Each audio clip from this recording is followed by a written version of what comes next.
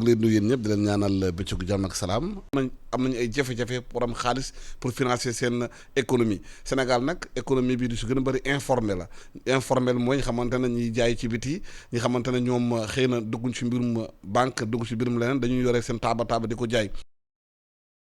jafe-jafe bu ñu am ci réew mi ak mbirum économie naka lay finance islamique boobu mun a jàppale kopparu réew mi jàppale économie réew mi jàppale ñi nga xamante ne ñooy néew ji doole yi Djibril Ndoye ñu ngi lay nuyu. maa leen di nuyu di leen sant monsieur Diop jërëjëf si invitation bi. Djibril Ndoye yaa ngi instant bi fale ca Arabie Saoudite nga nekk nii. waa nii maa ngi Émirat mais man France laa nekk mais dama fi nekk visite. waaw da nga nekk Émirat parce que nee nañu da nga bokk ci xamante ne macha allah yàlla may na la xam-xam yaa ngi leen installé li xamante ne moom mooy système informatique yi seen aéroport yi. waaw foofu jot nañ fa liggéey daaw balaa pandémie bi dimbali gouvernement bi ngir ñi def automatisation seen processus douane si sañu informatique waaw man consultant si logiciel informatique là en même temps tamit yàlla may na ma jàng master ak recherche si finance islamique il y a à peu près un peu plus de 10 ans yàlla def tamit ma def si ay recherche ak ay borom xam-xam mu génn si livre boo xam moom mooy livre bi nga cité livre boobu léegi traduire nañ ko si juróomi langue ndaxte Europe la concerné donc Europe am na ñuy làkk français am na ñu si làkk anglais am ñu si làkk allemand ñu si làkk italien ñu si làkk espagnol waaye livre bi léegi mi ngi disponible si 5 langues yooyu li jubluwaay bi yëpp mooy rek ngir Europe ak àdduna bi xam luy finance islamique ndaxte lu bari dañu foog ni finance exotique la boo xam ne dafa jóge feneen te déedéet finance islamique dafa nekk finance boo xam ne ñun ñi si gën a bari si kaw suuf ñoo xam ne dañuy jullit ak ñoo xam ne sax duñu jullit dañuy wut rek loo xam ne luy éthique war dañ ko xam ndaxte mun na sàmm àdduna mi si ay musiba yu bari exemple bu gën a leer mooy crise bi ñu am si 2008 mooy li ñuy woowee crise subprime bi nga xam ne mi ngi tàmbalee États-Unis boo xam ne dañ doon lebal ay doomu adama xaalis te ñoo xam ne amuñu luñ ko fayee waaw crise boobu nag yokku ba devenir crise des marchés financiers si bourse bi ba mu des tuuti mu nekk crise économique mondiale waaw loolu kenn du ko fàtte Sénégal fàttewu ko àdduna bi yëpp kenn du ko fàtte waaw su finance islamique amoon yu bari li ñu am si loolu du am ndaxte finance islamique ñett la bi si jiitu mooy que li ñuy wax intérêt loolu l'islam daf ko sib daf ko tere kon li si am mooy que lépp luy am transaction dañ koy dëddal si lu existé nekk na kër nekk na autoroute nekk na immeuble voilà kon transaction boobu dafay am profit waaw boobu moo si jiitu bi si ñaar mooy li ñuy gis si marché financier yi mooy spéculation yoo xam ne nit ñi dañuy jaay jéem a jënd ay prix yoo xam ne amul muy yokk di yokk te xam ne ginnaaw li ñuy yokk amul lu si existé ak tamit lépp loo xam ne rek mi ngi gaañ société bi lépp loo xam ne l'islam daf ko xaraamal mi ngi gaañ société bi nekk na ay alcool ak industrie yoo xam ne mi ngi gaañ doomu aadama si kaw suuf yooyu yëpp islam daf ko sib donc finance islamique boobu léegi état yu mag yi ñi ngi comprendre ni mun na leen andil lu bari. justement fu ñu toll ni suñu réew yi xam nga ne bi coronavirus bi duggee fii dafa nërmeelu économie bi yu bëri nit ñi am ay coow am ci réew mi coow na am ci économie bi naka la finance islamique boobu mun a jàppale Sénégal économie am naka lañ mën a jaaree gis nañu Sénégal am na banque islamique bi fi nekk am na finance islamique ñu koy wax fii waaye doole bi mu war a am ba dugg société bi nañuy jëm ci amul naka la ñuy mun a maanaam doole finance islamique ba ñu jàppale koppar yu bëri jàppale économie bi jàppale entreprise yu bëri. jërëjëf monsieur Diop ndaxte sujet bu important la te maa ngi lay gërëm si li nga ko invité si bi ndaxte soo xoolee dëkk yoo xam ne ay pays européens lañ seen population jullit bariwul nga jël France nga jël Angleterre ay pays yu mag yoo xam ne ils font partie des 10 puissances mondiales ñoom ñëpp dañu comprendre ni que finance islamique mun na leen dimbali ginnaaw crise 2008 bi France dañu commandé benn rapport bu ñu tudd enjeux et opportunités de la finance islamique pour la place de Paris 10 propositions pour collecter 100 milliards France waaw xam nga France du dëkk bu ndaw ñoom ñoo ne léegi finance islamique mun na leen indil 100 milliards de dollars ngir lan ngir mu dimbali leen ñi yokk seen économie loolu France rek lay joxe nga jël Angleterre tamit parmi les 5 puissances mondiales ñoom dañu depuis le début dañu commencé soo gisee dëkk pour mu mun développer il faut mu am investisseur mu am ñu ñëw am seen alal dugal ko ci dëkk bi ngir ñi mun ci def ay projet yooyu dina jëriñ dëkk bi dina leen jëriñ donc loolu le pays européens yi comprendre ni que suñu buggee attirer ay investisseurs pays du Golfe parce que pays du Golfe dafa am lu ñuy wax ay fonds souverains am na lu ñuy wax ay investisseurs indépendants ay nit yoo xam ne dañu am seen alal ay jullit ak sax ñoo xam ne duñu jullit waaye dañu bugg dugal seen xaalis ci lu wóor tamit ak lu tuddoo ak l'islam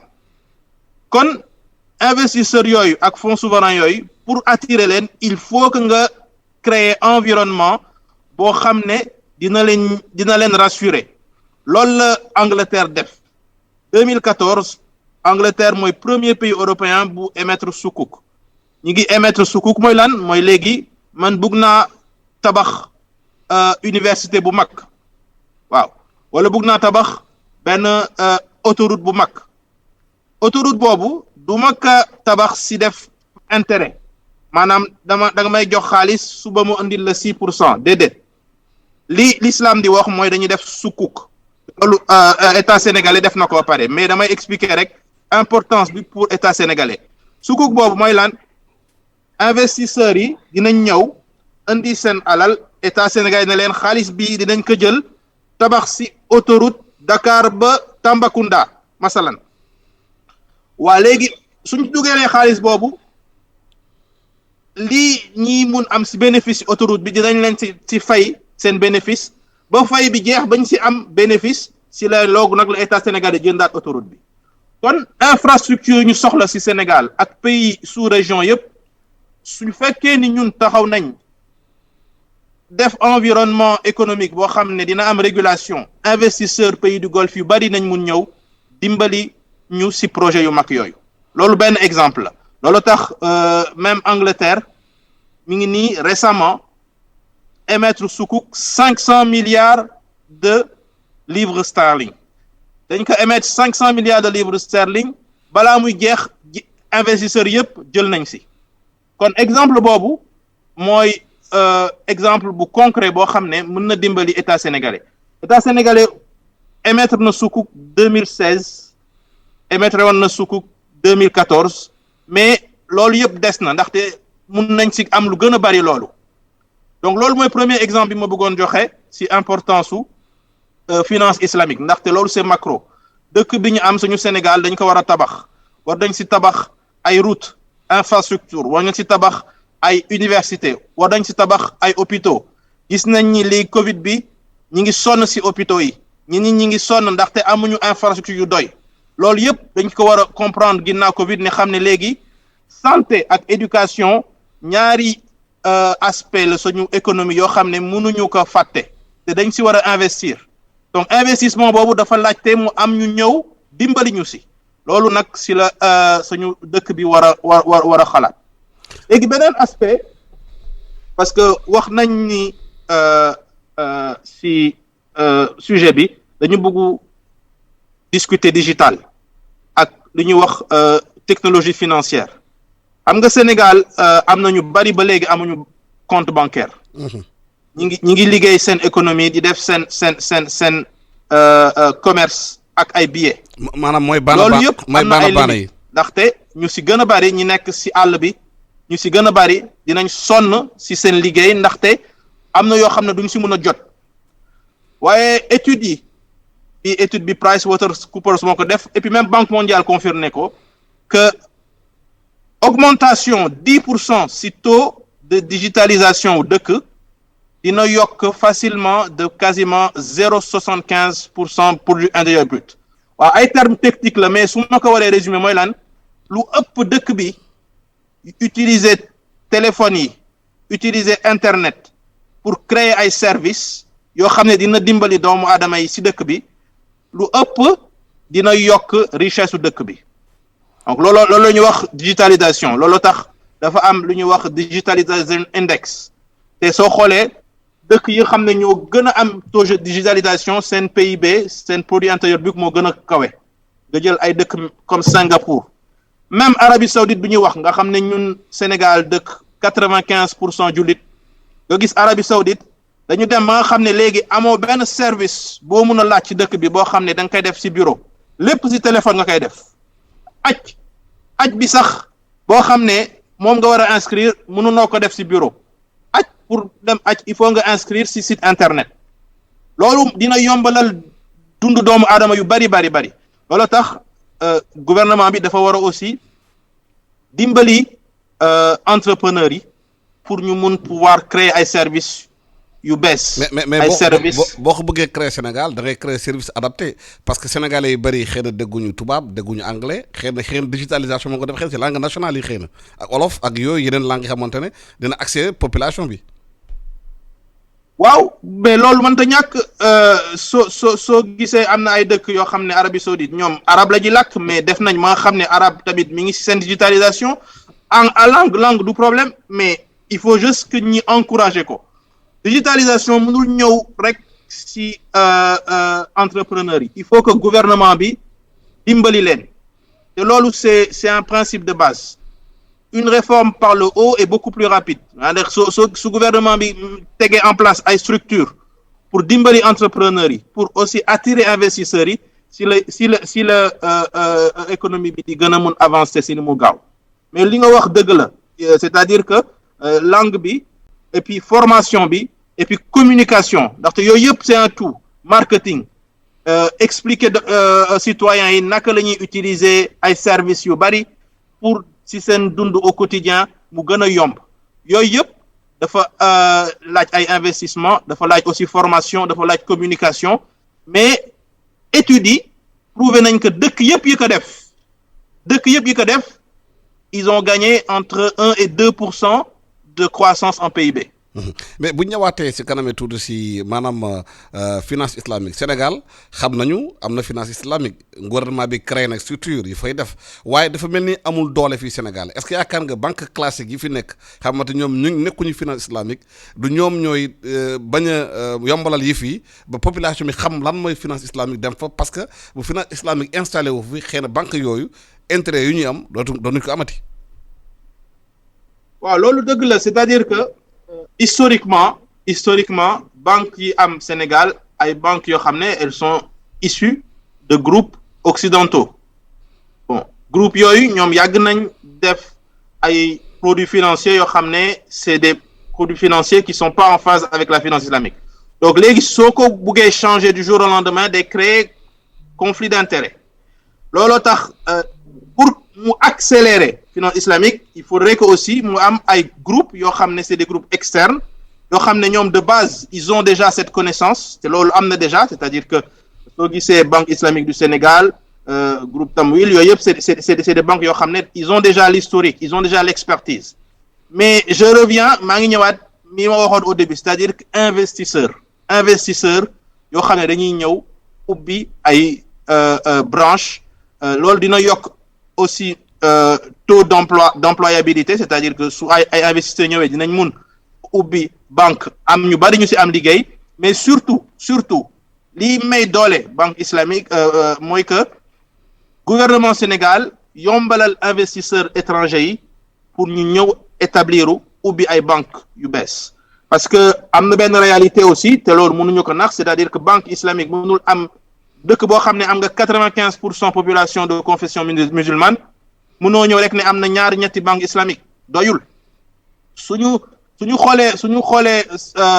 pourcentage jullit dans le monde et puis même toutes les religions yoo xam ne ils cherchent une finance éthique da ngay gis contraste bi am tey nee nañ le nombre d'assets, c'est-à-dire que actifs xaalis si finance islamique si àdduna bi mi ngi représenté faqat 1%. 1% wu xaalisu àdduna bi yëpp moom la ñuy gérer en termes d'actifs islamiques qui sont charia compliants. Fi nga xam ne on a à peu près 20 à 25% de population mondiale musulmane. Bon, loolu rek c'est un contraste, c'est-à-dire que suñu nee woon àdduna bi au moins il faut une équité en termes d'assets, on voit que le chemin est encore loin, c'est-à-dire que war nañ def mais suñu dellu see Sénégal man recommandation bi mooy lan ñi mun mettre en place ay structures pour attirer ay investisseurs parce que loolu dina dimbali citoyens sénégalais yi ñi nga xam ne ba may liggéey dama bëgg am sama kër jënd ko waaye bëgguma def prêt ak bancaire. mais sànq wax nga lu am solo nee nga 1% d'investissement islamique rek mu am par rapport aux autres pays est-ce que loolu wanewul quelque part le manque de solidarité du monde musulman dans la finance pour mun a aussi mettre en place des structures comme yeneen réew yi parce que réew boo gis idéologie moo koy diriger est-ce que le manque de solidarité musulman yi moo tax banque islamique yi amuñu doole. non du ma wax manque de solidarité parce que ñi ngi nekk ci un monde boo xam ne ñi ils ont besoin d'être rassurés investisseurs yi balaa ñuy mun injecter il faut ñu am ay garanties il faut ñu am structure il faut ñu am soutien au gouvernement bi te loolu même suñu bëggee am solidarité suñu amul yooyu garantie duñu mun a ñëw parce que nit ki mënul def xaalisam su loo xam ne dafa am risque mu perte ko nekk na grande structure grande kii su bëggee dimbali tamit julliti waaye xam ne ni environnement bi wóorul du ñëw donc li ñu war a def mooy mettre en place un environnement économique boo xam ne dina attirer ay investisseurs des pays du Golfe par exemple et puis même d'autres investisseurs parce que c'est pas seulement les pays du Golfe, il y a également beaucoup d'investisseurs dans beaucoup d'autres pays, que ce soit la Malaisie, que ce soit l'Indonésie, que ce soit même en Europe, yoo xam ne dañu bëgg investir dimbali jullit mais il faut que environnement bi mu wóor pour que ñoom suñu injecter seen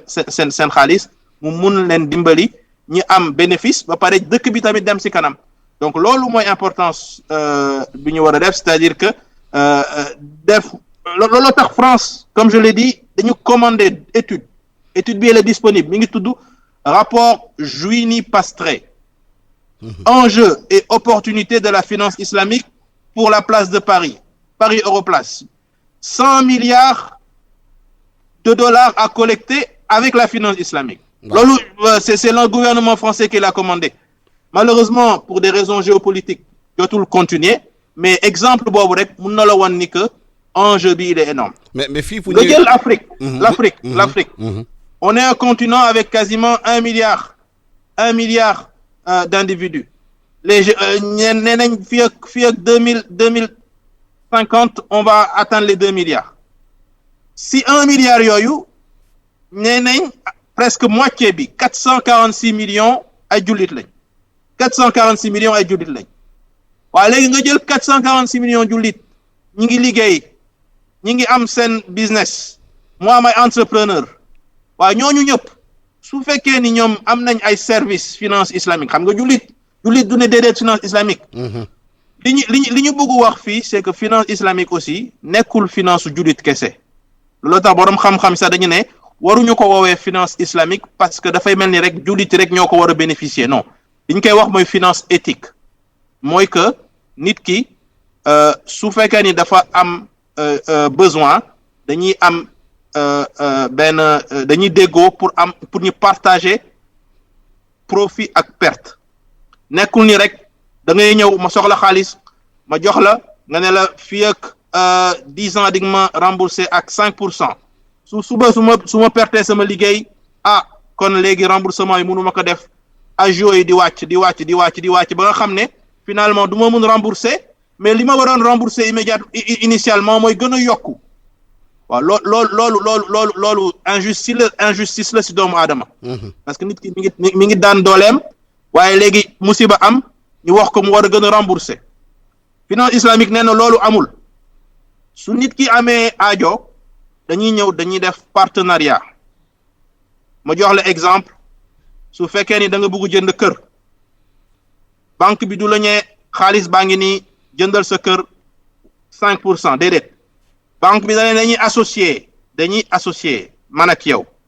léegi man damay jënd kër gi xam nga loolu première transaction la jànq bi su jënd kër gi léegi moom mi ngi jël ay risque su si kër gi yàqoo moom moo koy defar su amee musiba balaa nga koy jël moo koy defar léegi moom su jëndee kër gi mu jaayaat la ko ak bénéfice loolu dagan na ndaxte yàlla dafa ne ahallallahu al bay wa harrama riba nee na la vente ak profit loolu mun nañ ko am léegi su fekkee ni problème dina am léegi mun na jaayaat kër gi mu rembourser donc situation yooyu am ñi nga xam ne ñu bari sañu citoyens yi dañuy am besoin buggu jënd seen kër buggu ñu jaar ci banque ak intérêt yooyu yëpp war nañ ko développer ndaxte après tout Sénégal dëkk 95% jullit la. waaw bu ñu ñëwaatee tuuti ci mbirum Covid bi gis nañu bu mu xewee jafe-jafe amoon fii ci mbirum produit alimentaire ci adduna bi yëpp Sénégal gis nañu fii boo jógee Dakar dem Saint-Louis ba Bakel dem ba Ziguinchor ay vaste étendue de terre la xamante mun nañ fa béy yu bëree bëri est-ce que banque finance islamique yi mun nañ ko lever ay fonds xamante mun na te permettre Sénégal defar agriculture autosuffisante xamante dañuy béy fépp. waaw mais toujours que banque yooyu dañu soxla ay garantie c'est-à-dire que structure bi ak régulation bi yoo xam ne mooy def ni suñu ñëwee su amee problème parce que ce qui se passe mooy suñu ñëwee rek ne damay investir am bénéfice loolu dafa yomb il faut moo am ay garantie pour ñu xam naka la structure bi régulation bi mun leen di permettre que su problème amee ñi mun minimiser seen perte xam nga. Et puis perte yi partagée mais structure boobu la ñu war a développer créer ay agence yoo xam ne dañuy promouvoir yooyu type d'investissement ay agence yoo xam ne dinañ def marketing dinañ def communication si investisseurs étrangers yi parce que loolu yëpp après tout c'est une collaboration comme les Anglais disent win-win. nit ki su ñëwee maanaam état du Sénégal bu bëggee tey développer finance islamique mu gën a développé wu day créer structure créer garantie bi mu tax mën a dem jëli xaalis yokk économie bi yokk doole ñi xamante ne ñu ngi liggéey bëgg a créer entreprise. voilà jërëjëf loolu la